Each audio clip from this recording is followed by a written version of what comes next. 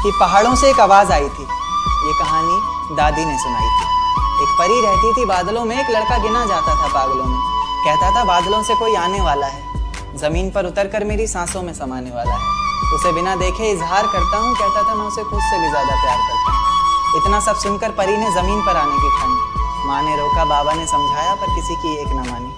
रात का वक्त चारों तरफ अंधेरा था, रोशनी के नाम पर बस चांद का बसेरा था।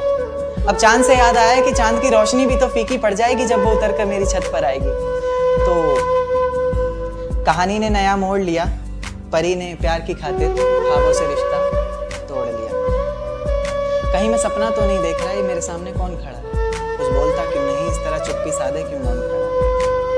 फिर उसने कहा कि माँ बाबा घर बार सब छोड़ दिया मैंने, बहुत ख्वाब सजाए थे, काफी ऊंचा उड़ना था, सब तोड़ दिया मैंने।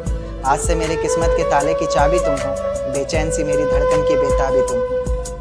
मेरा सुख दुख हंसना रोना सब तुम पर निर्भर करता है, चेहरे की खिलखिलाहट हो या पल के भिगोना सब तुम पर निर्भर करता है। उसके बाद दुनिया बदली, वक्त बदला, बदला ये संसार सारा। प्यार की कस्में वादे झूठे निकले, झूठा निकला प्यार सारा। अब मोहब्बत से नहीं उसे गालियों से पुकारता, गालियों से बस नहीं चलता तो कभी हाथों से मारता। दर्द में कराती रोती बिलखती किसे पुकारती वो, अफसोस होता फैसले पर अपने जब भी शीशे में खुद को निहारती वो।